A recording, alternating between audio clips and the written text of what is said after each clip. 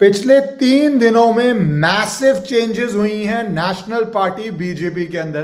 पहले उत्तर प्रदेश से खबर आई कि नए प्रेसिडेंट वहां पे बन गए हैं पंकज चौधरी जी, तो उसी पे लोग सवाल कर रहे थे, पर उसको एनालाइज कर पाते उससे पहले द मोस्ट मैसिव चेंज हो गया। नए BJP national working president decide हो गए। इंटरिम प्रेसिडेंट आज वो ऑफिस हेडक्वार्टर पहुंच भी गए हैं, नितिन नबीन जी। उनके नाम के बाद बहुत लोगों को सरप्राइज लगा, बहुत लोगों को शॉक लगा फॉर मल्टीपल रीजंस। पहला कि उनकी एज इज ओनली 45 ईयर्स। फिर दूसरा, उनका राष्ट्रीय संगठन में उस तरह से कोई बड़ा रोल नहीं था, युवा मोर्चा के अंदर वो रहे। क्या ये चेंजेस आ रही है? क्या ये बीजेपी थर्ड जनरेशन या फोर्थ जनरेशन पहुंच गई है? इसका क्या इंपैक्ट होगा? क्या पूरी नई टीम संगठन में आएगी? क्या इसका कैबिनेट पे होगा? ये सब डिस्कस करने के लिए राजा गोपालन जी हमारे साथ जुड़ गए हैं। उनके पास ही सारी खबर होती है अंदर क्या चल रहा है। सर, पहले ये शॉक कितना बड़ा था या सरप्राइज कितना बड़ा था? PM is known to surprise, but this was a very very big surprise to most people. Ishwaran ji नमस्कार। ईश्वरन जी, आपको, दर्शकों को प्रणाम। मुझे एक चीज बोलने में मुझे गौरव होते हैं। भारतीय जनता पार्टी का पिछले 40 साल से मैं नजदीक से देख रहा हूं। बड़े बड़े लोग आए हैं, कुशाभाऊ ठाकरे, जना कृष्णमूर्ति, वेंकैया नायडू, नितिन गडकरी, अद्वानी साहब, वाजपेयी साहब, इतना इतना इत्यादि लोग। लेकिन बीजेपी का दबदबाव हिंदू राष्ट्र कारण के लिए, राम मंदिर के लिए जान दिया है करोड़ों लोग, लाखों लोग, उनके लिए स्मरण करते हुए प्रधानमंत्री का एक ही संदेश है। नितिन नवीन नियुक्ति से ये जनरेशन चेंजेस के लिए लेके आने वाले हैं नरेंद्र मोदी। हम पॉजिटिव डिस्कस करेंगे ईश्वरन जी। अभी देखो, आपने भी प्रधानमंत्री का जो रेड फोर्ट से, लाल किला से, पार्लियामेंट से 4 जाति है मेरा पास, गरीब, महिला, युवा, अन्नदाता, इससे अलावा और कोई नहीं है। लेकिन प्रधानमंत्री ने चारों को 4 फिलअप कर दिया है। गरीब, बिहार इलेक्शन दिखा लिया। लाभार्थी कितना लोग है? कम से कम पिछले 5 साल से, कोरोना टाइम से आज तक नरेंद्र मोदी ने सबको अन्नदाता देते जा रहे हैं। मैं ये क्यों इस जिक्र कर रहे, ये नितिन नवीन का नियुक्ति से बैकग्राउंड है। नितिन नवीन अपॉइंटमेंट का महत्व कारण है अखिलेश यादव, राहुल गांधी इत्यादि इत्यादि। प्रधानमंत्री ने नेपाल से सीखा है ये चीज। जितना भी हो सकता है इंडिया में कभी ये जेनजी नहीं कर सकते, लेकिन जेनजी को अंदर पहुंच गया। नरेंद्र मोदी का एक श्रेय है, क्राइसिस को अपॉर्चुनिटी कन्वर्ट करते हैं। इतना भी क्राइसिस है ईश्वरन, मैं नजदीक से देखा हूं, एक नहीं दो नहीं है। उनकी कमाल है, he will turn the table against you। Corona, किस गवर्नमेंट को हिम्मत थी 2 सुई लगा दिया, कोवैक्सीन, कोविशील्ड, सब लोग। ये तो सबको साथ, सबको विकास, सबको प्रयास, सबको विश्वास, इस युग में चलते हैं। मुसलमान हो, हिंदी हो, इंग्लिश हो, तमिल हो, तेलुगु हो, कोई भेदभाव नहीं करते। लेकिन नरेंद्र मोदी का, नितिन नवीन का है, बिहार चुनाव में नजदीक से देखा है साहब ने। जो अनुराग ठाकुर साहब का यूनियन, जो बीजेपी का युवा नेता में अध्यक्ष थे, उनको टीम से ये नवीन जनरल सेक्रेटरी था उस टाइम पर। उस दरमियान से नरेंद्र मोदी उसको देखते जा रहे हैं। अभी देखो निष्करण जी, गुजरात में एक नए डेप्यूटी चीफ मिनिस्टर लेके आया, 50 साल। नए नए चेहरा जो भी लेके आ रहे 45-50 साल को आगे। नरेंद्र मोदी का दूरदृष्टि है, विकसित भारत 2047। तब इंडिया से 100 इयर्स लगेगा, India top of the world होना चाहिए। तब नितिन नवीन शपथ ले रहे हैं अभी इस वक्त। हम लोग 15 तारीख मंडे 2025 दिसंबर 4 बजे, हम 4:30 बजे हम भाषण दे रहे। इसी टाइम पर लोकसभा में न्यूक्लियर बिल का इंट्रोड्यूस कर दिया है। 2047 का कितना कितना विस्तार से जाना है। नरेंद्र मोदी 20 साल को लंबा लाइन खींच लिया। लेकिन again coming to the point, महिला, गरीब को तो बोल दिया महिला, जो बैठ गया द्रौपदी मुर्मू, जो बैठ गया, जो चंद्रयान गए थे उसको शक्ति नाम लगाया नरेंद्र मोदी ने। महिला के इंपॉर्टेंस मैं क्यों बोल रहे, नितिन नवीन का जो अंकुर है, फाउंडेशन है, नरेंद्र मोदी ने पिछले 3, 4, 5 महीने से दिमाग में लड़ते लड़ते आ रहे। हम पीछे देख करके देखेंगे 2024 में नरेंद्र मोदी का बड़ा धोखा मिला है। अब की बार 400 की बार बोलते थे, लेकिन 240 मिला। उसी से सबक सीख करके नरेंद्र मोदी 2029 में 2029 पर मैं बदल दूंगा युवा लेके आ गया नितिन नवीन का। सर, पर इस पे एक सवाल आता है राजपाल जी के, बहुत लोग कह रहे थे कि जो आपको पता है सोशल मीडिया पे र्यूमर चलते हैं कि आरएसएस अपोज कर रहा है, आरएसएस प्रेसिडेंट नहीं बनने जा रहा, एक पावर स्ट्रगल है बिटवीन आरएसएस एंड बीजेपी, किस कैंप से आएगा, बहुत सारे नाम भी चले, बहुत ही सारे नाम चले, और पर ये नाम नहीं चले जो बन गए हैं। तो ये आरएसएस का रोल कितना है, अमित शाह जी का रोल है, अमित शाह जी अपॉइंट करेंगे, प्रधानमंत्री करेंगे, तो बहुत ज्यादा एक नैरेटिव टसल का क्रिएट किया गया था मीडिया के अंदर। तो आप किसको देख रहे हैं कि इस सिलेक्शन के अंदर या इस इलेक्शन के अंदर जब होने जा रहा है उसके अंदर किस तरह से सब मैनेज किया गया, आरएसएस का role, prime minister, home minister, सबका रोल का क्या एलोकेशन, किस तरह डिवीजन देख रहे हैं सर? नहीं, इसको तो इम्पोर्टेंस बहुत है ईश्वर, क्योंकि मुझे लगता है जो आपने जितना भी आप क्वेश्चन पूछा मुझे, नरेंद्र मोदी साहब से आपको एकदम आंसर मिल जाता है। मोदी साहब का 2 दुश्मन है, एक सर नॉट आप 2 जगह से घुस गए अंदर सर, आपने 2 जगह से अंदर आ गए हैं, तो उसमें साउंड का डिफरेंस आ रहा है। एक सेकंड, ये आप 2 जगह घुस गए हैं सर, एक से आउट कर लीजिए जो भी से।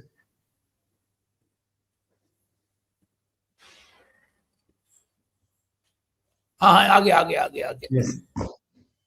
सॉरी, मैंने एक फोन आ गया इससे हट गया था। सर आप डबल इफेक्टिव है वैसे भी। आपने क्वेश्चन पूछा था मुझे एक चीज, पिछले 10 साल से, पिछले 25 साल से नरेंद्र मोदी सत्ता में है। 13 साल मुख्यमंत्री, 11-12 साल प्रधानमंत्री। उन्होंने सीखा है यूथ को ऊपर पावर है, वो यूथ को पावर को इस्तेमाल कर रहे हैं। एक बात खुशी है हमारा पास, आने वाले दिन में आप 6 महीने लेके जाइए, आज नहीं है कल नहीं है। Budget next important problem for Narendra Modi, problem नहीं चैलेंज, बजट में जबरदस्त कर देंगे। नरेंद्र मोदी साहब का 6 चुनाव इंपॉर्टेंस नहीं है, 6 चुनाव में जो आ रहा नहीं आ रहा, लेकिन यूपी इंपॉर्टेंट है 2027। अभी देखो आपने पंकज चौधरी का जिक्र किया, पंकज चौधरी का उनके विस्तार से करते टाइम पर बगल वाला नितिन नवीन आ गया है। पर सर बहुत बड़ा एक, पहले आप सॉरी आप बोल लीजिए, फिर मेरा एक सवाल है। टुडे इम्पोर्टेंट और भी इम्पोर्टेंट डिसीजन लिया है नरेंद्र मोदी, बीजेपी, नड्डा, अमित शाह मिल करके तमिलनाडु के ऑब्जर्वर्स डीएमके एडीएमके को डीएमके को खत्म करने के लिए पीयूष गोयल, अरविंद मेघवाल साहब एंड मनोहर मोहल तीनों को अपॉइंट कर दिया है एज ऑब्जर्वर। सो थोड़ा सबसे अपॉइंटमेंट आते जा रहे हैं, पता नहीं लगता है। नरेंद्र मोदी साहब दिल्ली में नहीं है, वो जॉर्डन पहुंच गया है। नरेंद्र मोदी एब्सेंस में ये सत्ता ले लिया है। आप can you believe, Amit Shah साहब ने ये नितिन नवीन को रिसीव किया है बीजेपी ऑफिस में, उनको सत्ता में बिठाया।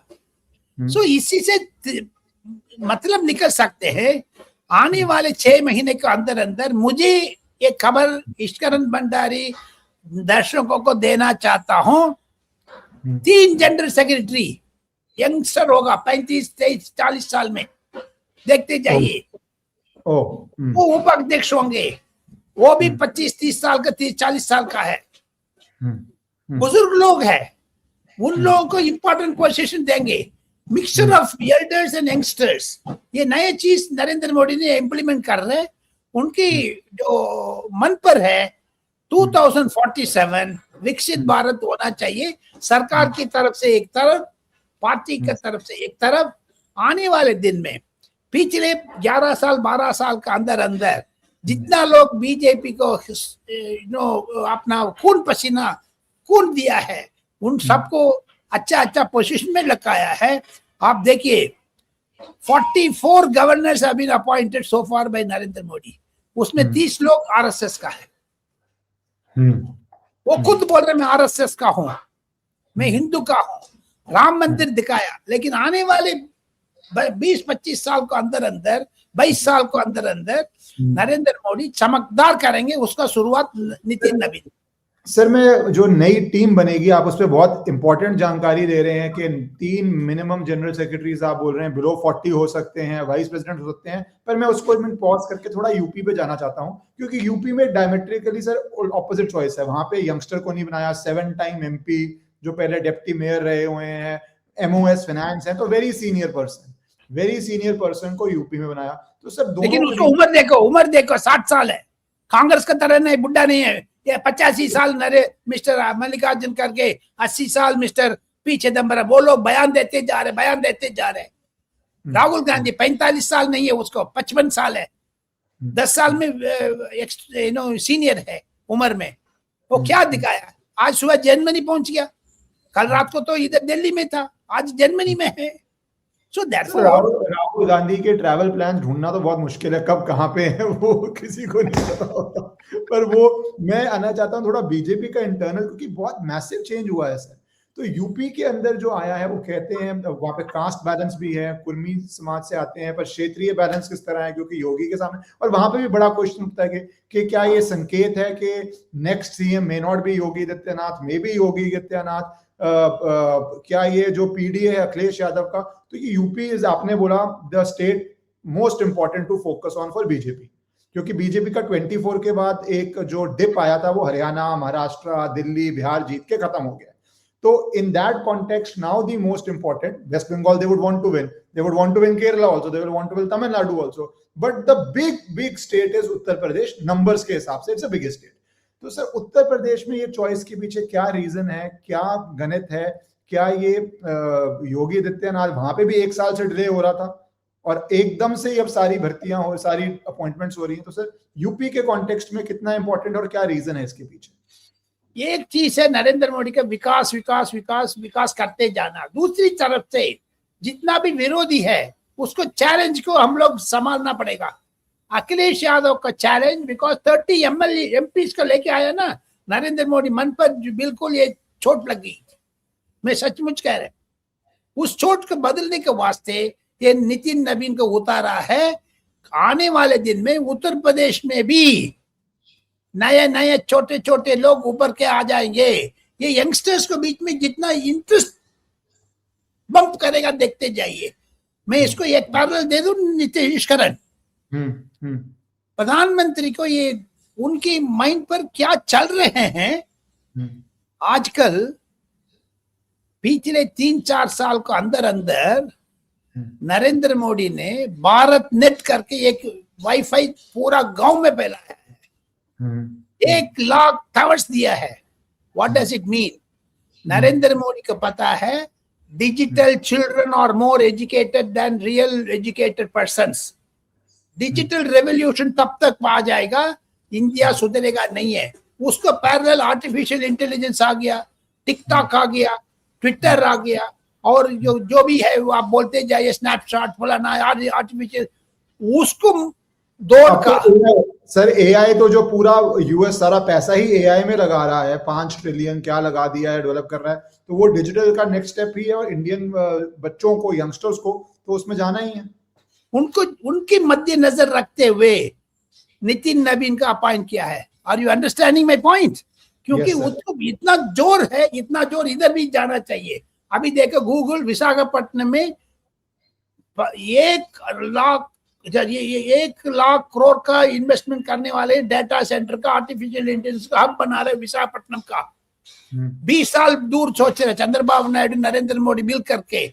So therefore, technology wise is this, political wise, Narendra Modi has put this Nitin Nabin as in charge of BJP. अभी देखो मिक्सर देखो, मैंने एक उदाहरण दे रहा, एक मिक्सर देखो, नरेंद्र मोदी, नितिन नबीन, एल्डर यंगस्टर, नड्डा साहब एल्डर यंगस्टर. ये चीज 6 महीने को अंदर अंदर ऋषिकरण जी केंद्रीय मंत्रिमंडल पर बिलो 40 इयर्स का चेहरा आप देखने वाले हैं. सर आप कैबिनेट की बात भी कर रहे हैं कि कैबिनेट का भी इसमें मैसेज आएगा, कैबिनेट रीशफल का. जी जी जी जी, कैबिनेट को तो छोड़ दो, कैबिनेट को तो छोड़ दो, लेकिन उसको बैलेंस करेंगे नरेंद्र मोदी. ये नहीं है, मैं नेगेटिव नहीं बोल रहे, पॉजिटिव बोल रहे. पार्टी में भी देखो, BL संतोष साहब ऑर्गेनाइजिंग सेक्रेटरी, मैं दवा से कह रहा हूं 45 साल को नीचे RSS लोग क्यों है, अरविंद मेनन है, सुनील अंबेडकर है, ये लोग ऊपर आ जाएंगे. नितिन नवीन के ऊपर RSS जनरल सेक्रेटरी BL संतोष को जगह पर अरविंद मेनन आ सकते हैं. सिमिलरली 2 वाइस प्रेसिडेंट, छोटे छोटे शहर होगा, मूव होगा, आपको पता नहीं क्या, वो आदमी कम से कम 20 साल को लेकर जा सकते. नॉट ओनली दैट, यंगस्टर्स का जो डिजिटल चिल्ड्रन का मैंने जिक्र किया था, उसको भी मुकाबला करने के लिए इंडिया पार्टी BJP तैयार हो रहे हैं. सर ये क्योंकि ये जेन जी वर्ड नेपाल के बाद जैसे आपने स्टार्ट किया और बहुत उठाया कि जेन जी सड़कों पे आए, प्रोटेस्ट करे, ये करे, यहां आप बोल रहे हैं सीधा ही जेन जी को पावर स्ट्रक्चर में, या जेन जी तो नहीं पर यंगस्टर्स को पावर स्ट्रक्चर के अंदर जब रोल मिल रहा है, रिस्पॉन्सिबिलिटीज मिल रही है, वेरी वेरी सीरियस रिस्पॉन्सिबिलिटी मिल रही है, तो प्राइम मिनिस्टर उस दिशा में जा रहे हैं कि सड़कों पे प्रोटेस्ट करने वाला एक आइडियोलॉजी किसी और का हो सकता है. हमारा ये है कि हम आपको पावर देंगे, पावर शेयरिंग देंगे, रिस्पॉन्सिबिलिटी देंगे और ऑब्वियसली ग्रूम करेंगे. Amit Shah ji can groom anybody, prime minister can groom anybody. तो ये ग्रूमिंग फेज चल रहा है सर इसके अंदर, अब यंग पूरा ऑर्गेनाइजेशन के अंदर. आपने ठीक वर्ड यूज किया, grooming. Narendra Modi has groomed youngsters very well. वो बिहार का जिता करके दिखाया Nitin Nabin with the help of Amit Shah and Narendra Modi and JP Nadda. ठीक है ना जी. क्या रोल था उनका वहां पे, कोई स्पेसिफिक रोल था, जिम्मेवारी? उनके पिताजी MLA थे, उनके पिताजी का बीमार को वास्ते जो दिगांत हो गया. 2000 में इन्होंने MLA बना था, 4 बार MLA सक्सेसफुल रहा, 3 बार मिनिस्टर रहा. नीतीश कुमार को इंडिया अलायंस से खींच करके लेके आने वाले ये है. ये उधर से मैं मालूमात हो रहे, मुझे भी नहीं पता है मिस्टर नितिन नबीन का, लेकिन उन पुराना लोग जो कर रहे हैं. अभी देखो गिरिराज सिंह, रविशंकर प्रसाद अभी टेलीविजन में बाइट दे रहे थे, ईश्वरन वो बहरे इनके पिताजी से मैं काम किया, दोनों बोल रहे. ये क्या मतलब है? सो देयरफॉर ये synergy between older generation, younger generation. So ये जेन जी नेपाल में हुआ, इंडिया में नहीं हो सकता, इसी कारण को वास्ते में ये कह रहे हैं. सर पर ये एक बहुत, जैसे आपने बोला, ऑर्गेनाइजेशन में थोड़ा सीनियर लोग रहेगा, बट ऑलमोस्ट 30-40% लोग 45 के नीचे आएगा. और सर 2024 के बाद कैबिनेट में कोई मेजर चेंज नहीं हुआ. It was a shock result. आप बोल रहे हैं PM को भी, और वो सबको इमेज भी याद है जो मीडिया में आई जब उस समय स्वेरिंग इन के बाद या विक्ट्री सेलिब्रेशन में, वो उस तरह की चेहरे पे हैप्पीनेस नहीं थी, वो सबने कमेंट किया उसके ऊपर उस समय. सर अब ये कैबिनेट में इसका जो सेकंड स्टेप आप कैबिनेट में देखते हैं कि जो 24 में मेजर चेंजेस नहीं हुए, अब क्या कैबिनेट में आप मेजर चेंजेस देख रहे हैं in the next 6 months to 1 year? 6 months to after budget जरूर, आफ्टर बजट जरूर कुछ ना कुछ देखेंगे जी. 2026 इंपॉर्टेंट है, because Narendra Modi things beyond 29 BJP का है. चौथे बार आ जाएंगे, 5वां बार आ जाएंगे. तो क्योंकि एक आदमी इंडिया का अपोजिशन लीडर है, वो fire fire fire, atom bomb, Chatham bomb, nitrogen bomb इतना बोलते थे, उसको जवाब दिया है नितिन नबीन को थ्रू.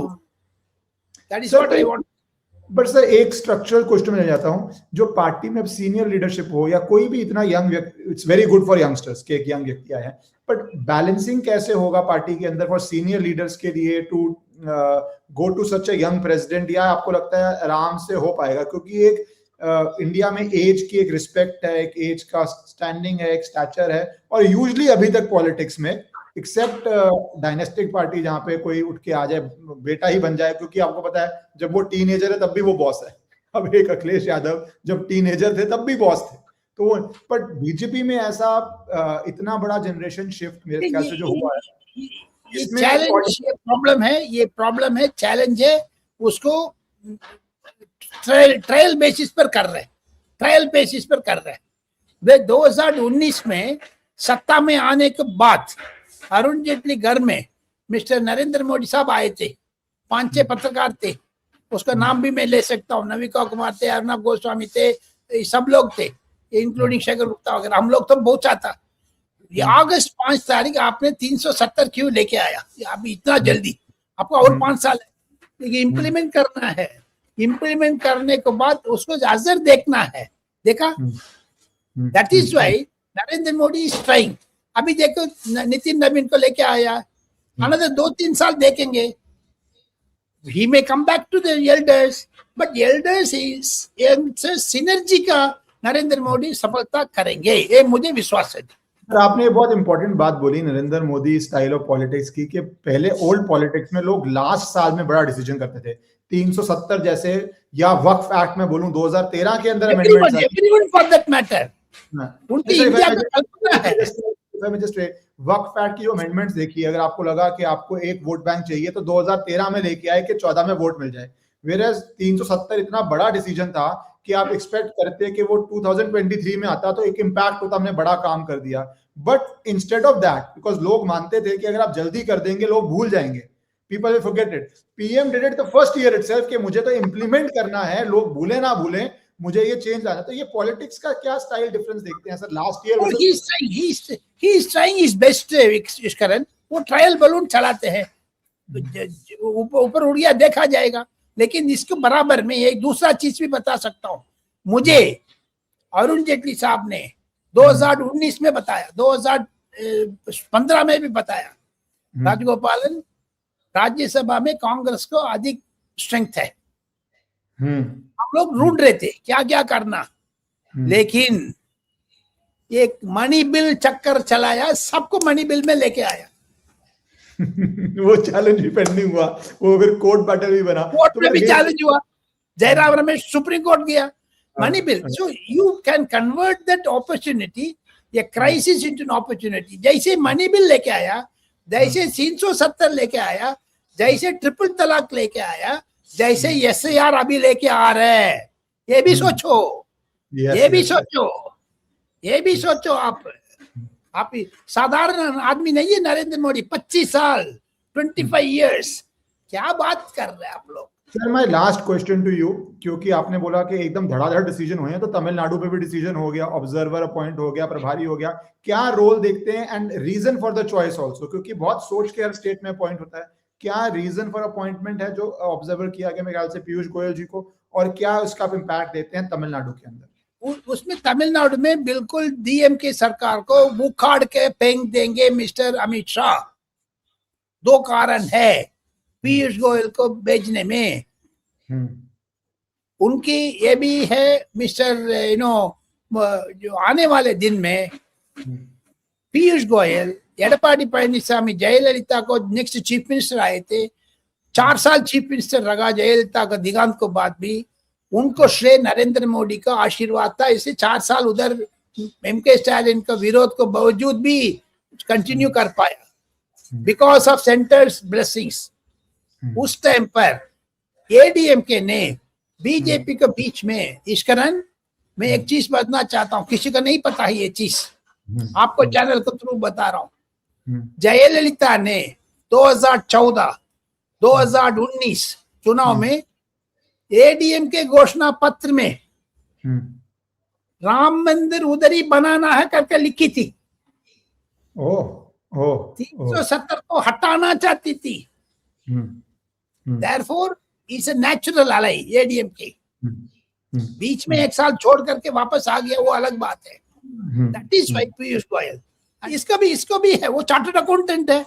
मिस्टर पीयूष गोयल जानते हैं क्या करना क्या नहीं करना, 50 चुनाव देखा है, उनको पिताजी में जानता था। पीयूष गोयल का, वेद प्रकाश गोयल मैं जानता हूं, वो भी ऐसे करते थे, वो भी प्रशंसक था बीजेपी का। So therefore coming to the point, जिसको रियल पॉलिटिक्स लोग कहते हैं, रियल पॉलिटिक्स में कैसे करना है। मिस्टर अमित शाह का एक ही है, डीएमके एंटी हिंदू है, एंटी सनातन है। अभी उखाड़ के नहीं फेंकोगे, लड्डू की तरह 10 एमपी आते हैं तमिलनाडु से कांग्रेस का, उसको जड़ के काटो सड़े देखा जाएगा। जी sir, thank you sir for your time and discussing all the issues sir, thank you so much sir.